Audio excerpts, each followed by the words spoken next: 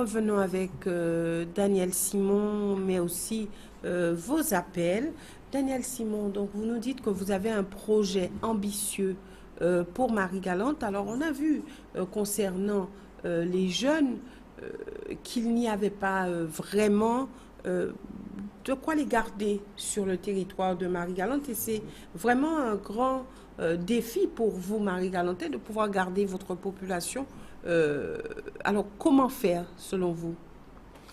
Non seulement c'est un grand défi, comme je disais, si nous n'avons pas la population pour consommer, l'économie ne pourra pas repartir. Les jeunes, qu'est-ce qu'ils veulent? Non seulement travailler, mais qu'on puisse comprendre ce qu'ils veulent. Déjà les écouter pour que le projet que nous allons mettre en place puisse aller aussi vers eux. Alors vous les avez déjà écoutés? Écoutez. Que disent-ils? Eh bien, je veux du travail. La première chose, un besoin de travail. La deuxième chose, ils veulent avoir de quoi satisfaire leur temps libre. Il y a le sport, qui est quasiment mort à Marie-Galante, où le sport qui est encore pratiqué n'est pas aidé, n'est pas suffisamment parrainé par les collectivités que nous avons. On va parler un petit peu du sport, où nous avons l'UGB qui a été formé. Il y a d'autres aussi qui ont dû fermer parce que ça coûte trop cher d'aller pratiquer, par exemple, le foot. Pourquoi aussi? Nous allons régulièrement tous les week-ends, pas un stade homologué. C'est un minimum. Donc, pourquoi ne pas avoir mis en place, créé, retaper le stade pour que nous puissions régulièrement avoir des confrontations sportives avec les équipes de la Guadeloupe, pour que nous puissions avoir des entrées en termes d'entrée, je dirais, pour assister. Pourquoi ce qui aurait créé aussi une petite émulation économique? Les petites structures économiques auraient pris place, les vendeuses de... Mais aussi, le vrai projet aussi, c'est pas simplement de mettre un stade flambant neuf en termes de sport. Quel projet que nous avons, quelle image, quelle retombée pour Marie-Galante. Donc, ça veut dire aussi que le sport, qui est aussi vecteur de santé, doit pouvoir aussi créer des emplois. Un sport bien structuré avec un encadrement tel pourrait aussi embaucher des Marie-Galantais. Donc, le sport vecteur d'emploi. Autre type d'emploi que nous allons pouvoir créer pour retenir nos jeunes, non seulement les jeunes, puisqu'on ne vise pas seulement les jeunes, nous avons une population marie-galantaise qui est vieillissante. Qui représente à peu près 26% de la population actuellement, Gambour aussi, et que si cette courbe démographique continue à chuter, nous allons être plus d'une trentaine, 35% vers 2017. Donc, il faut mettre en place les structures, non seulement pour accueillir les personnes âgées et accepter les soins, d'où l'hôpital qui doit revivre. Pour l'instant, nous avons l'hôpital à domicile, mais ça ne suffit pas. Création d'emplois. Concernant ces structures, créer aussi un vivier d'associations pour pouvoir créer une activité pour ces personnes âgées. Création encore d'emplois, c'est-à-dire que des structures sous forme d'associations pourront organiser les temps libres de ces personnes âgées. En même temps, quand on parle de création d'emplois, on parle quand même en face des moyens financiers. Ah oui, des moyens financiers. C'est tout à fait normal. Donc, la ville aussi, par le biais de la communauté des communes, doit être suffisamment ambitieuse pour que ces associations qui seront là pour créer... Pour faire vivre ces associations? Pas pour faire vivre ces associations, ambitieuses, c'est-à-dire que la ville est là pour donner les éléments stratégiques que les associations ont besoin. Financiers? Financier, on ne peut pas forcément donner que des finances, puisqu'il y a d'autres moyens, d'autres sources de finances pour les associations. On va parler des associations, par exemple, sur Gambour, où nous sommes 56 associations sur Gambour, et nous avons dégagé pour 2013 que 14 000 euros. Rapidement, ça fait un ratio de 234 euros par association. Association, ça ne fait pas trop? Ou est-ce qu'il faudrait peut-être pas, là aussi, on parle de mutualisation, de rationalisation, est-ce qu'il n'est pas utile de se mettre ensemble, de se rassembler? D'où le soutien à amener, la logistique à amener à ces associations pour qu'elles soient vraiment les partenaires de la ville. Daniel Simon, nous récupérons un autre appel. Bonjour, nous vous écoutons. Oui, je voudrais demander à M. Simon pourquoi les gens qui habitent les logements sociaux à Tivoli, à Grandbourg, et qui ont déjà payé la terre, n'ont pas les actes de propriété qu'il faut.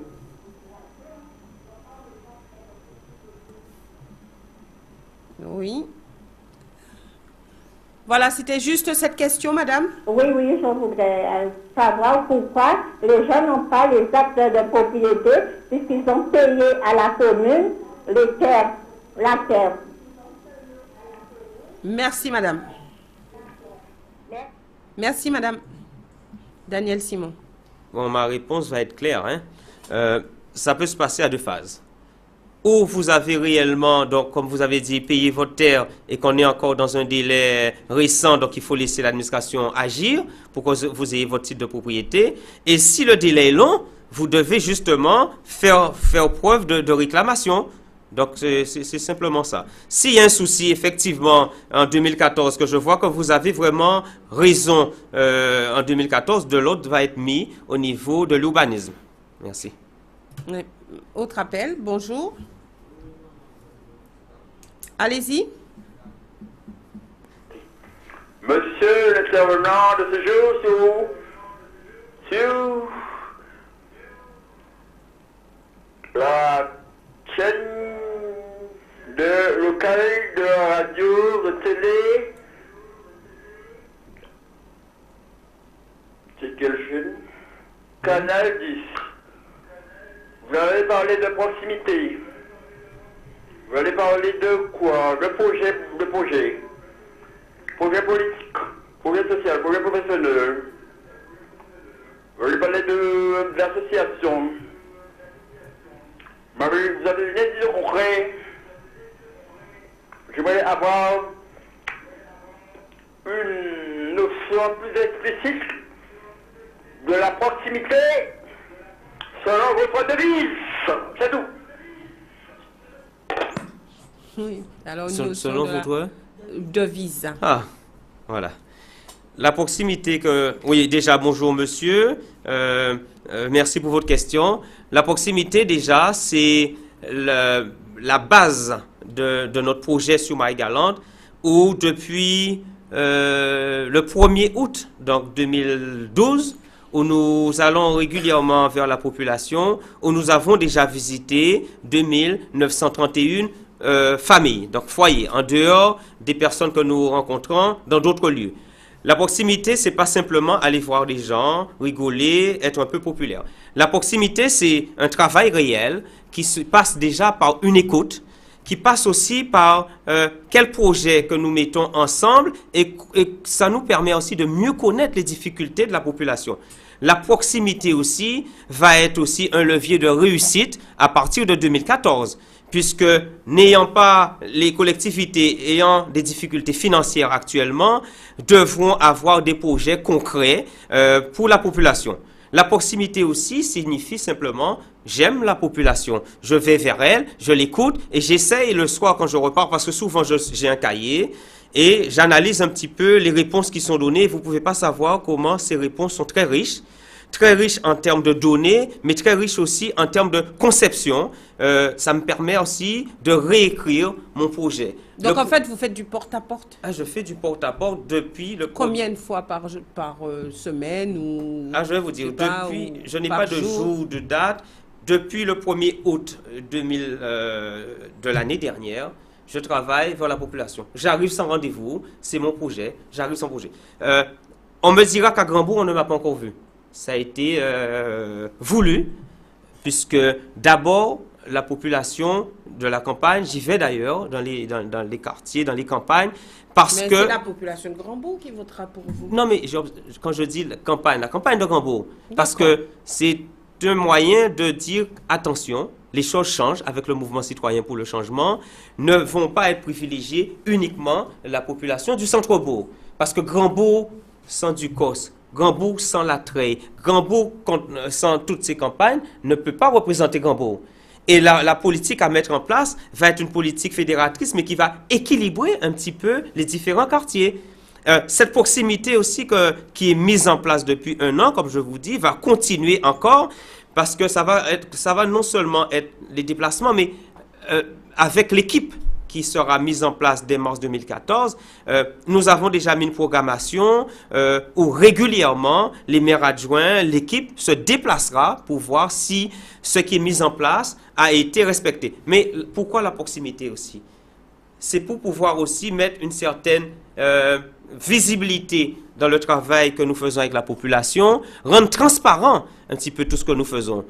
Quand vous partez à la rencontre de la population, vous leur expliquez votre projet. Alors, quel est votre discours? Je leur explique le projet et je leur explique aussi la méthode qui change. Alors, vous avez dit que vous êtes dans une phase d'écoute, notamment des jeunes, pour essayer d'élaborer un projet cohérent. Donc, vous leur expliquez votre démarche. Vous leur dites déjà que le projet est ficelé. Comment vous abordez cette question? Non, le projet n'est pas ficelé, puisque le projet s'écrit au fur et à mesure pendant les mois que je les reçois. Il y a certaines personnes que je reçois 2 à 3 fois, que je vais voir, puisque la première phase, quand je vais, ma première phase, quand je vais, je ne parle pas tellement. Je viens avec le cahier, j'écoute, j'analyse. Ensuite, vous posez des questions? Je pose des questions. Mais ensuite, je viens, parce que si vous venez raconter une messe, vous allez avoir un résultat qui ne sera pas bon. Ils vont simplement vous écouter. À un moment, ils vont dire, laissez parler ce monsieur. Donc, il faut d'abord écouter. La deuxième phase, je viens et je fais une synthèse déjà de ce qu'ils m'ont dit et je propose des choses. Et nous engageons maintenant une communication. Et ça, c'est très, très important. Pourquoi à Marie-Galante, on est toujours surpris à Grand-Bourg de projets qui voient le jour, alors que la population n'est pas au courant? Il faudra dans les quartiers partir, expliquer, voilà, ce projet que je vous avais proposé, voilà où j'en suis, où j'ai du retard, où j'ai de l'avance. Donc, après son élection, un maire doit continuer à faire du porte-à-porte? Mais le travail de maire, je dis bien travail, c'est déjà un travail de proximité. Un maire ne peut pas rester enfermé dans sa mairie. Que font les adjoints? Mais justement, le maire non seulement se déplace, mais les adjoints, c'est pour ça que j'ai dit que nous avons mis en place déjà un programme de proximité où ils vont se déplacer. Ils vont avoir des dates précises pour y aller régulièrement autour du mois. Le maire, lui, n'a pas de date. Il vient à n'importe quel moment. Mais ce sera aussi que quand ils vont voir la population, qu'ils ramènent le constat pour voir qu'est-ce qui n'a pas bien marché ou qu'est-ce qui marche bien. Donc ça va être aussi quelque chose de nouveau sur Grand-Bourg. Allons voir la population, écoutons-la et dites-leur ce que nous faisons des deniers publics. Nous partons du côté du téléphone. Bonjour, nous vous écoutons. Oui. Allez-y. Monsieur Simon, oui, je vous rappelle là pour vous dire que la personne qui habite Tivoli a payé depuis longtemps son terrain. Quelle année? En quelle année, madame? Ça remonte depuis longtemps. Je vais voir avec le propriétaire et je vais vous transmettre la date où elle a tout payé. Parce que moi, j'ai vu le dossier, j'ai travaillé avec elle sur le dossier et elle m'a dit que c'était à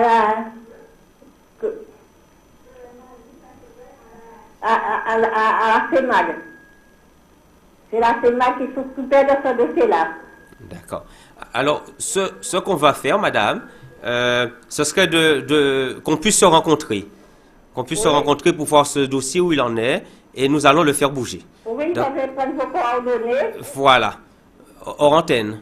Oui. Hors antenne, je vais vous donner mes coordonnées et n'hésitez pas. Alors que cette dame laisse ses coordonnées. Voilà, ou carrément laisser les coordonnées à Canal 10 qui vont me les transmettre. Ok. Et nous allons discuter de ça très vite, puisque c'est une obligation. Si vous avez payé, vous devez avoir quelque chose en échange. D'accord. Et que le mouvement citoyen aussi... Il faut faire bouger ce dossier-là. D'accord. Parce qu'il y a trop de gens qui habitent Tivoli et qui n'ont pas leur acte de propriété et qui ont déjà payé. D'accord, madame. Merci, Surtout madame. que pour le mouvement citoyen, Merci, l'acquisition va être est totalement primordiale. C'est un projet de vie où on doit mettre en garantie un petit peu tous ses proches. Et puis, derrière l'acquisition, il y a la transmission du bien aussi. Merci beaucoup. Daniel Simon, donc vous dites à cette population, ne vous inquiétez pas, tous les dossiers en suspens, tous les dossiers brûlants, tous les dossiers qui posent problème, j'ai la solution. C'est ce que vous dites. Non seulement j'ai la solution, mais on devra trouver la solution, parce que je n'ai pas encore tous les éléments. Mais une fois que le dossier me sera transmis, une solution devra être trouvée. Ou il manque des pièces, on met à jour. Ou le dossier où vous n'avez pas la possibilité de profiter de cela, on rejette. Mais il faut que la population sache où elle en est. Et vous le ferez gratuitement. Mais vous savez, quand la population a besoin de services, moi je le fais. Voilà. Ouais. Et c'est ça aussi qui change. Qu'attendez-vous en échange de tout cela? Rien du tout. C'est que la population se retrouve dans ses droits. Et c'est ça aussi qui change. Arrivé en mairie, je ne viens pas gagner de l'argent. Le seul argent que je peux gagner, c'est de voir la population heureuse et se dire qu'enfin, il y a un homme qui les écoute. Vous avez une profession, est-ce qu'on peut dire que si vous êtes élu, vous prendrez une disponibilité ou est-ce que vous continuerez vos activités professionnelles? Cette question est bienvenue et elle est très claire puisque tout ce que je fais, je projette tout ce que je fais dans l'avenir. J'ai déjà vu avec mes responsables pour que je puisse justement, dès 2014, mettre un peu sur le côté ce travail de fonctionnaire aux impôts pendant une longue disponibilité pour travailler. C'est-à-dire longue disponibilité le temps du mandat? Non seulement le temps du mandat, tant que la population voudra de moi, les impôts seront mis de côté. Peut-on avoir une activité privée comme les impôts et être aussi dans les affaires de la ville? Je me donne tous les moyens pour réussir ce challenge parce que ce que nous allons trouver en dehors de ce que nous voyons lors des conseils municipaux va être encore plus grave. Parce qu'aujourd'hui, on se rend compte que les maires travaillent et sont aussi maires, donc ils jonglent entre leur travail et ce qu'ils font au niveau de la mairie. Est-ce que ça vous choque? Je vais vous donner mon positionnement. Je suis un homme de travail, un homme de labeur. Arriver en mairie, ça veut dire qu'il y a une posture de travail à avoir. La posture de travail évite qu'on s'éparpille. Pas question que je travaille en Guadeloupe. Le peuple m'a confié une mission, je dois la réussir. Donc j'en parlais aussi aux collaborateurs qui aussi mettront aussi... Il y aura peut-être un manque à gagner pour vous. Mais ce n'est pas ce qui m'intéresse financièrement. Il y aura un gros manque à gagner, mais ce n'est pas ce qui m'intéresse. Qu'est-ce que... Alors je vais vous dire, il faut avoir aussi une conviction politique. On ne vient pas pour un mandat. Ce serait ça, je ne serais pas là. Je viens parce qu'il y a des choses à faire pour Grandbourg. Grandbourg m'a amené beaucoup de choses, d'où ma réussite sociale. Je suis arrivé à un âge mûr, très mûr. Où on peut faire des sacrifices? Ce n'est pas un sacrifice. Où on doit partager les choses. Je crois que la politique aussi, contrairement à ce qui s'est passé au préalable, c'est une belle chose qui permet aussi de changer une cité, qui permet d'avoir une idéologie sur l'avenir. Et si on se permet de faire autre chose, on ne va pas réussir. Et j'ai toujours aussi mis les pieds à l'étrier. Pas question de se faire représenter. On a vu ce que ça a donné. À la fin, qu'est-ce qu'il y a? Un homme avec une valise qui s'en va. Donc, il faut vraiment être au cœur de l'action. Je suis un homme d'action. Voilà. Merci Daniel Simon d'être venu sur ce plateau. Merci aussi à vous, téléspectateurs, de nous avoir suivis. Nous nous retrouvons demain avec un autre invité politique. Nous irons du côté de la commune de Morne-à-l'Eau avec un jeune qui, lui aussi, se présente aux élections municipales de 2014. Excellente fin de journée à tous. Merci Madame Boisset et une bonne journée à tous les Marie-Galantais. Merci et bon appétit. Merci.